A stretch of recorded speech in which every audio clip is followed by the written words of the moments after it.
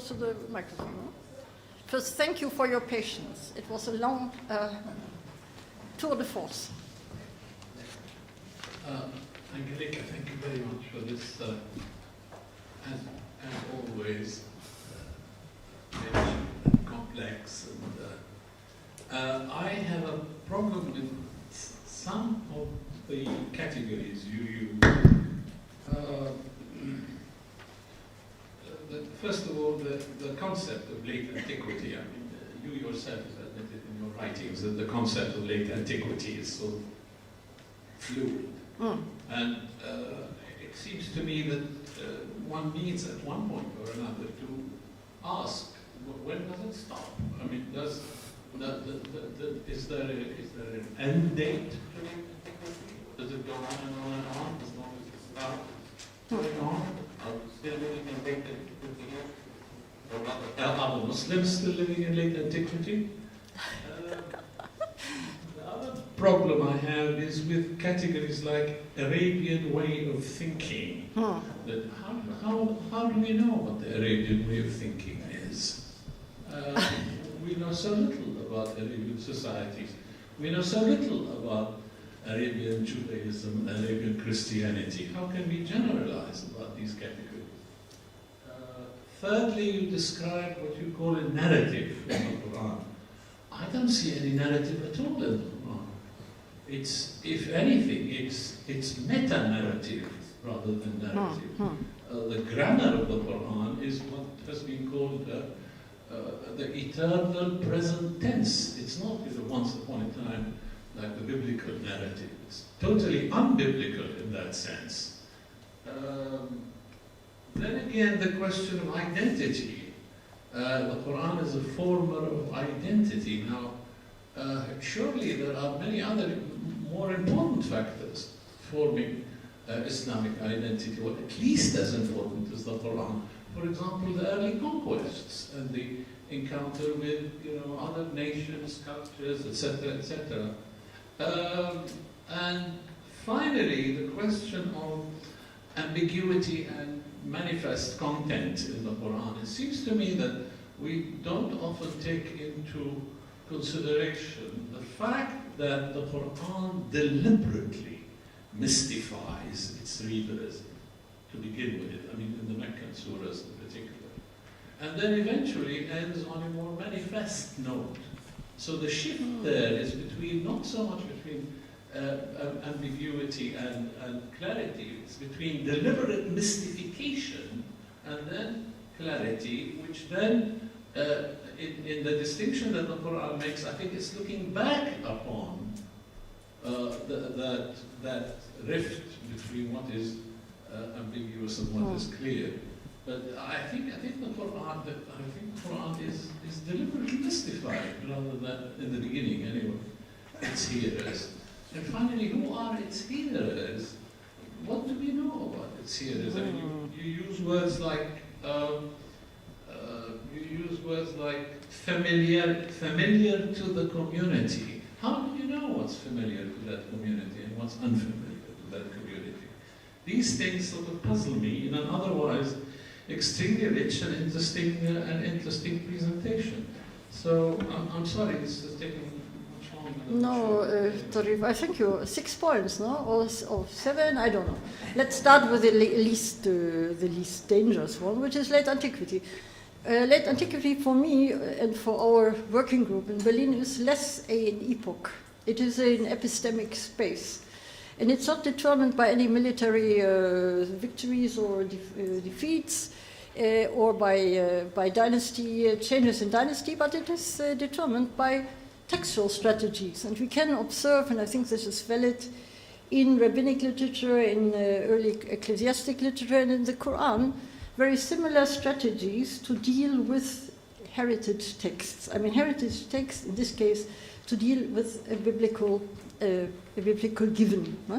There are very similar methods, and we determine, or we understand late antiquity as this epistemic space. This needs, of course, to be explained in detail, but I didn't find the space for that. So, By the way, we have presently historians who insist on late antiquity. They're really in love with the political era of, or social, political, cultural era of late antiquity, and they assume that late antiquity was expanded until the end of the first millennium. You may have read Garth Holden, was this theory, the first millennium, all of it being late antiquity, and so on. No, but my late antiquity concept is more a textual, or let's say a kind of rhetorical, even determined concept. Yes, as to the other things, Tarif, I will ask you now, what gives you the legitimation to talk about the Quran as if the Quran was a hypostasis of anything? The Quran says, the Quran expresses itself. I would respond to your question, what gives me the security or the confidence to talk about listeners and so on.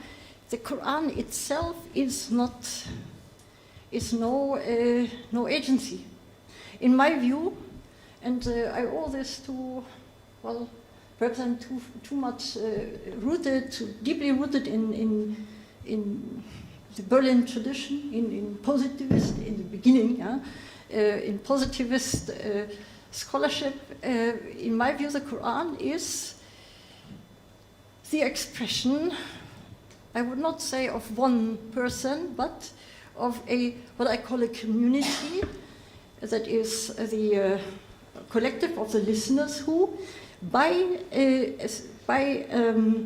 accepting the surahs one after the other, and by finding a consensus that this should be transmitted further, that the process of transmission of the surahs should go on.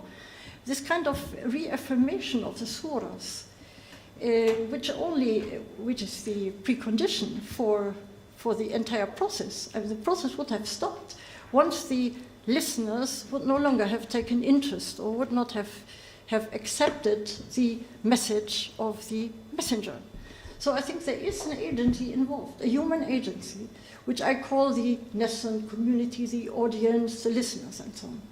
I also think that there is hardly a more convincing or more plausible hypothesis than to assume that the Prophet Muhammad is a historical figure who pronounced these texts in constant interaction with listeners. Of course, we don't know that.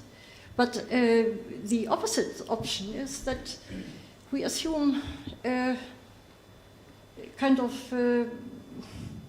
voidness. Yeah, there is no author. There is no public that we know. So the text becomes, as I said, isolated from its addressees, and it is a text that addresses a plural audience. If we cut it off from these addressees, I think we violate its literary character. So I have no difficulty to assume that there was a community, or there was an audience that grew into a community, which indeed, if we read the Quran chronologically, diachronically, develops something like an identity. This does not happen in Mecca. It happens in the process of a self-delimitation against the original heirs of the biblical tradition. Of course, there are no proofs to this, but everything else, I think, is less fit to explain the text as it is. So, my listeners, my messenger and community, I would say, need to be postulated. Now, what about the other points? Ambiguity. It may be true that the early surahs are ambiguous in many ways, but and also are ambiguous on purpose because they stand in the tradition of an earlier mantic speech tradition, and earlier mantic speech, which was by definition ambiguous.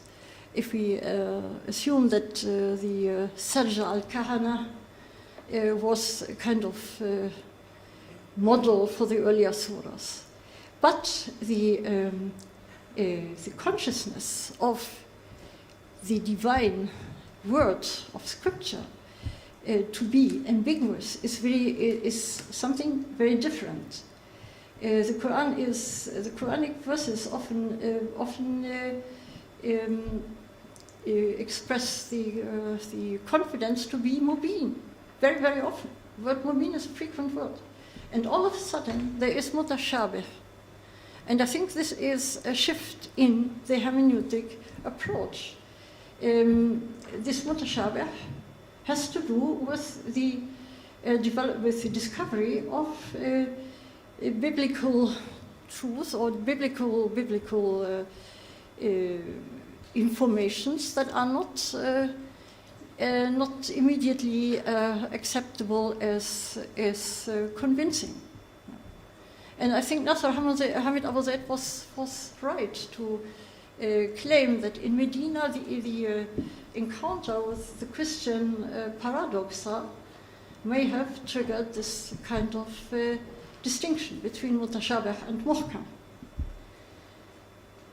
This, of course, I think the difference between your and my stance is one principal difference. I understand the Quran as an ongoing process of communication by an individual to a collective. And the collective, it is the collective that changes, that firstly becomes perhaps deeper in their insights, or more numerous in number, even change. There are Jewish listeners joining the community.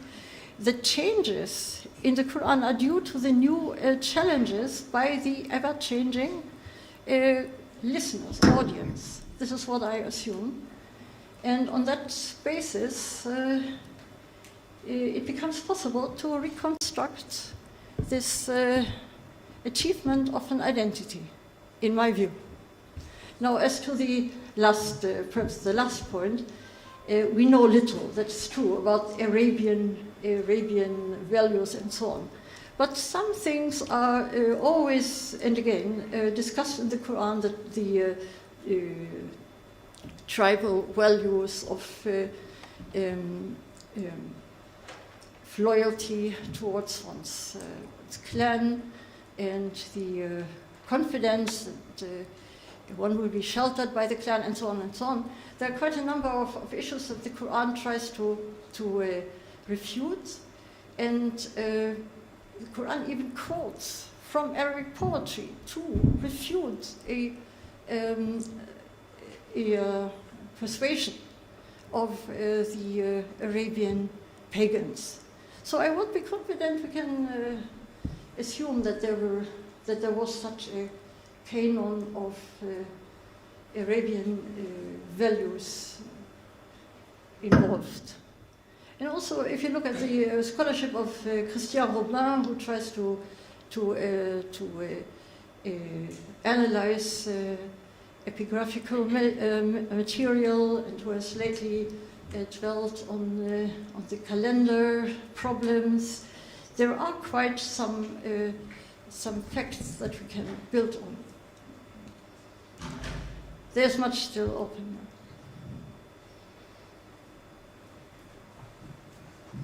Okay, thank you very much. I would also like to thank you for a very rich presentation. Just, could I have a clarification? I'm not sure I heard the point about Father Sidney Griffiths. contribution. If you could just clarify that for us quickly, and then I guess I also might have missed, I apologize if I did, where you stand in relation to that.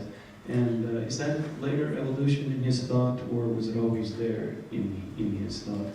And then finally, the question about borrowing, I would agree that it can't be the only question, but don't you think that it is also still a critical question that can help move biblical scholarship, comparative biblical studies forward? I'm from Salt Lake City, Utah, so I'm thinking of a book like the Book of Mormon. Yeah.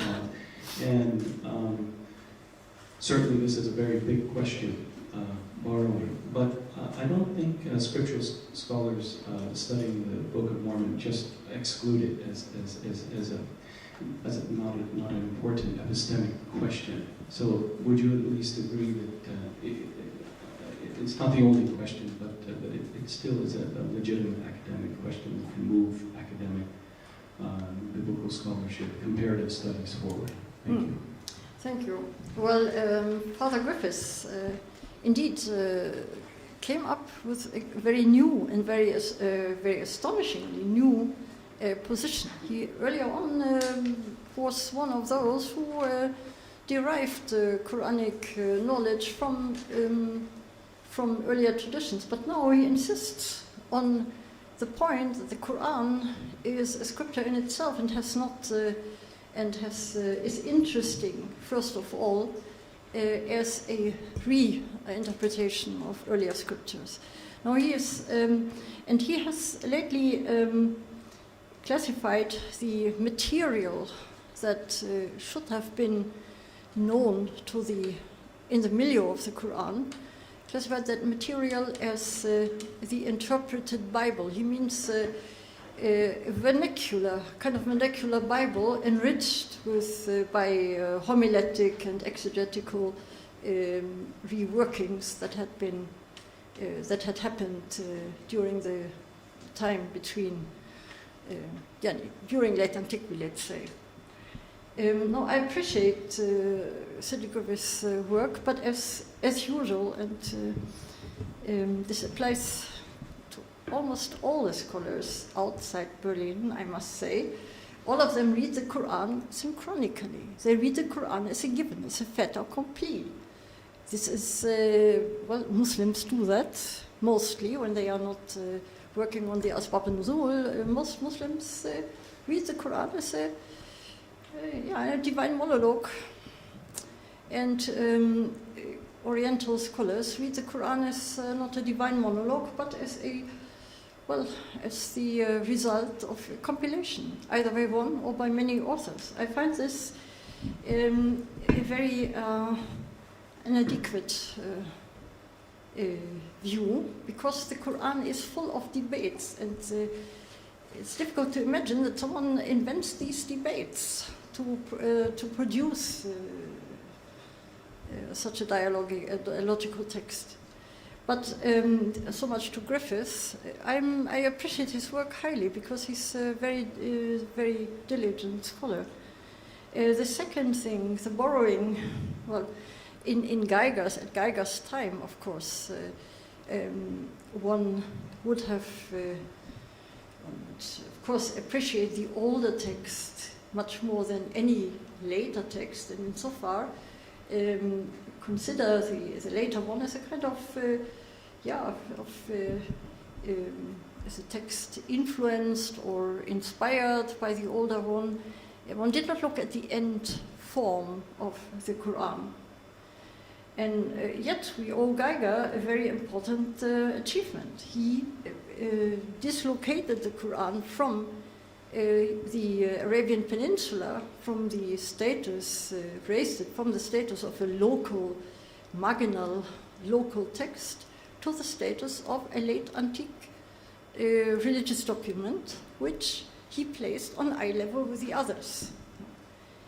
Now, borrowing, of course, I wouldn't use the word anymore. I don't use the word anymore since my reading of Daniel Boyarin. Daniel Boyarin has studied the genesis of Jewish and Christian traditions from, of course, from the Bible, but moreover, from their mutual contacts, and has refuted the opinion that Christianity came after Judaism.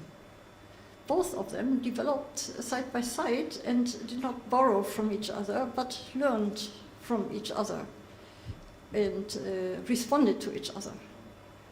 So I would rather see the emergence of religions as kind of of continuous contact.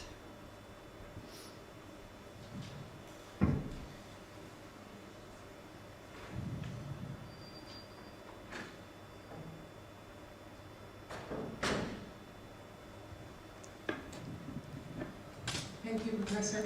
I have a slightly complicated, but at the same time sort of maybe simple question, and it's to do with how the notion of history operates in your thesis that you're putting forward. I'm asking because on the one hand, there's a tendency, at least as I understood it in your talk, to draw on the Quran as a type of historical source, as a document in and of itself, but yet with a very acute awareness of its literary dimensions. So my question is, do you see a sort of a binary division between the literary and the historical in that sense? And then the second question, which is part of that as well, is perhaps to do with how might one try to understand this contextual history without falling into the kind of tendency to fold Islamic narratives or Islamic history into biblical narratives, right? Mm-hmm. Because I confess I haven't yet read your book, but the same type of care that you call for that has taken place in biblical scholarship, that you're calling for in Islamic scholarship, how in Quranic scholarship, how can that work using the same methodologies and yet maintaining sort of the sanctity of each tradition in its own right? Because they are different. They are different, yeah. But the Quran is today treated by two different academic communities. The one being the historians. Think of Patricia Crone, for instance, and others being the literary scholars. So there we don't have as prominent examples, but maybe Corpus, Michel Corpus would be an example. They do not meet, and they do not discuss each other. Patricia Crone never, and the vast circle of less important, she is a master, but there are many who follow the same way and who don't take the trouble to look at the text they explore as literary artifacts. Biblical scholarship has taught us to first to determine the units that we are going to investigate. And we cannot take the Quran as a whole, as a unit. We need to go to the smaller units. Now, fortunately, very ancient manuscripts. We have by now manuscripts from, let's say, 30 years after the death of the prophet, which already contain the same divisions of the text into surahs. So even if we did not believe our eyes, I mean, we should also be able to derive from the Quranic form itself that the surahs are intended units. But even if we don't want to do that, our manuscript tradition teaches us that there must have been something to the surah. Otherwise, why should all the manuscripts, the oldest ones, already have the surah ends and beginnings where we have them now? So the surah is, alhamdulillah, materially confirmed. So this would be the first step. Literal lower criticism. Is the surah is it a genuine unit, or has it been expanded? And there are criteria to determine this. I think this becomes every text, biblical or non-biblical. And then one would look at the composition, see if there are terms of form criticism. There are formulas that indicate a new section of the text and so on. So we can, I think, without much risk, we can describe the individual surahs in terms of literary criticism. And this has to be done. Otherwise, and then, of course, the next step would be to determine which surah came before which other. Is there any reference in one surah to another, which is, or is there a relationship that is irreversible? Huh? There are criteria to determine that. And of course not with total, there is no 100% security, but we can, with some plausibility, reach at a chronologically arranged Quran. Roughly, this has been done by the Makki and Madani and Makki people too. But we can refine the method. And on that basis, I think we can find out where let's say the shifts in the message of the Prophet took place, and can use the text as a historical document on the basis of this. If we approach the text as a corollarium of individual verses, as Patricia Crone does, for instance, then the results are rather disappointing, because you never know, is this meant to be a response to something before? She only contextualizes, or this group of scholars only contextualizes the Quran with external evidence. But we need also to try a intra-textual reading. This is done in every literary class. Huh? Only the Quran is exempted.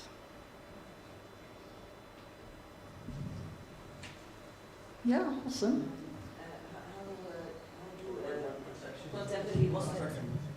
How do contemporary Muslim scholars receive the thesis of late antiquity? The word late antiquity seems to have, I don't know, I have a kind of aggressive tenor. Of course, late antiquity sounds a little bit Christian. But, well, I am working with Muslim colleagues in Germany, where we have at 5 German universities, we have departments of Islamic theology. And these departments are expected to present a kind of translation of their heritage into hermeneutical terms that are understandable in their milieu. Huh? So they need to reconnect to Western methods. Also, I think it's very important for every scholar, Muslim or non-Muslim, to be able to interfere in the international debate. There's no sense to remain in a kind of ghetto. I'm ready to rename late antiquity as, I think Aziz al-Azmi doesn't like the term, and he calls it proto-Arab, something like that. But it doesn't improve the situation. Late antiquity is an epistemic space where antiquities, Bible, Greek philosophy, Jahiliya poetry, and whatsoever are re-read. Yeah? It's a kind of re-reading antiquities. And the name, of course, may be not pleasing, but I think we need to face the fact that there was such a space, and to look at it closer enables us to discover that we in a way have very, very closely related origins.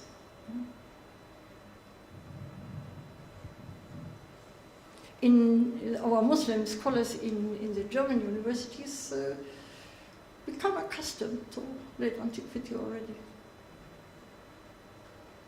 I find Middle Ages much more problematic.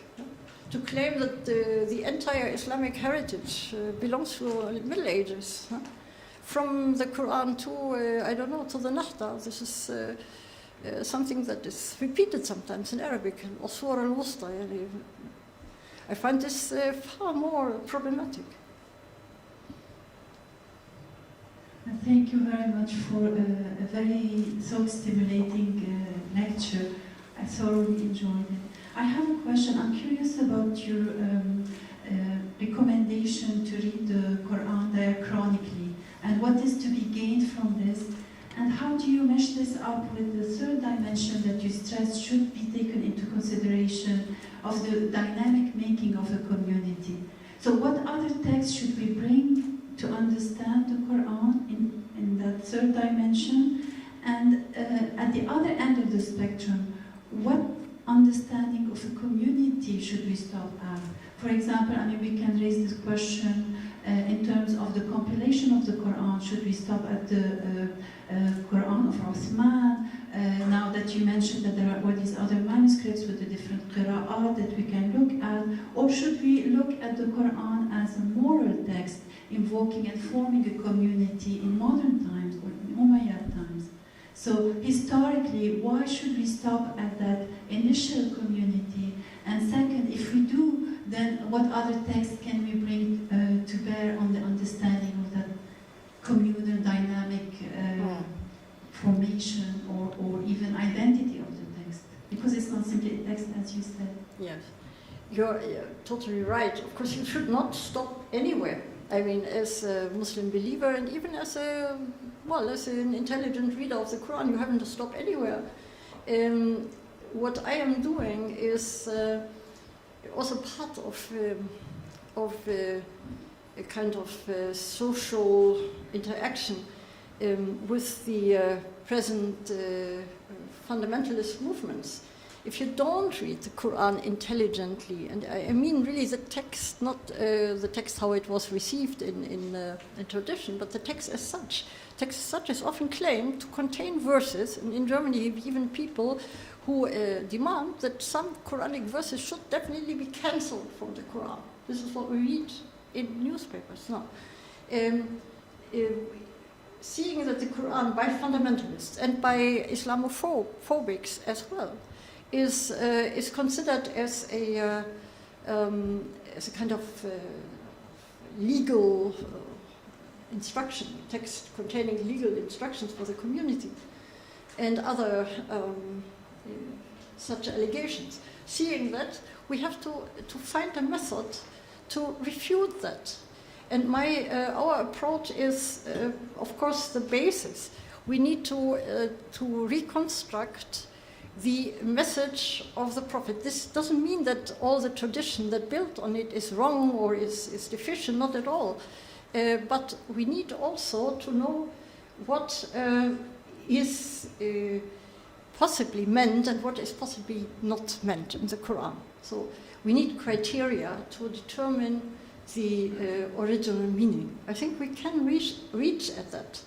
And if we do not read the Quran chronologically, we cannot find out anything about the human input that the community contributed. I personally, I tell you the truth, when I'm in this part of the world, I enjoy the last verses of the Adhan most of all. When it says, Allahumma salli wa sallim wa barik ala Sayyidina Muhammad wa ala alihi wa sahbihi ajma'in. If this community of Sah hadn't existed, no Quran would have come down to us. The Quran is a tandem between a messenger and this community of Sah.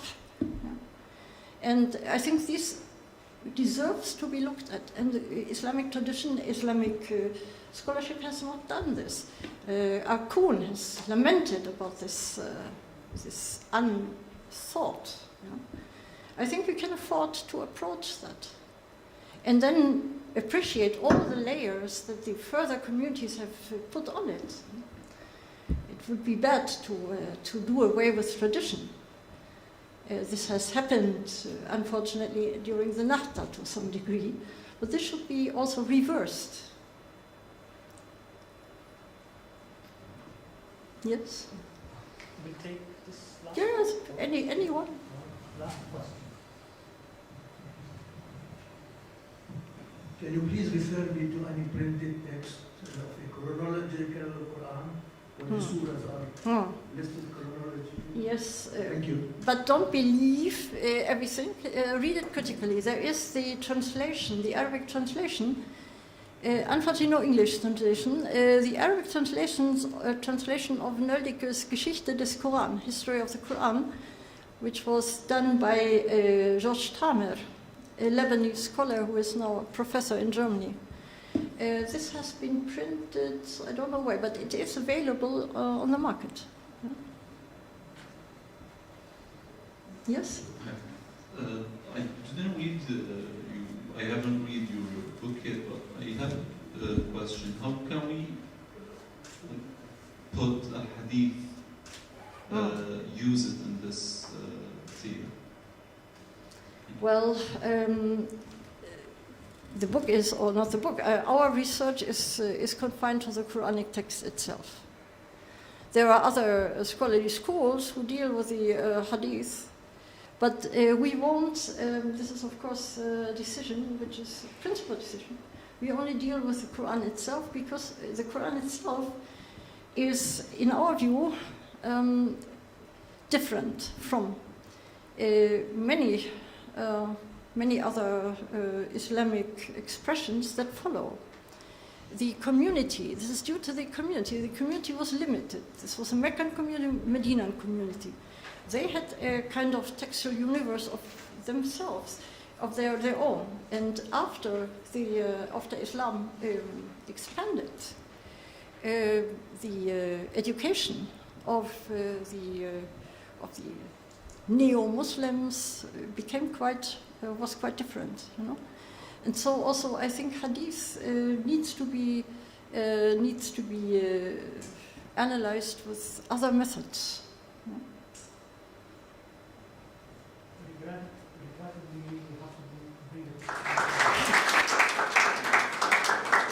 Thank you again for your patience and your interest. This was very precious.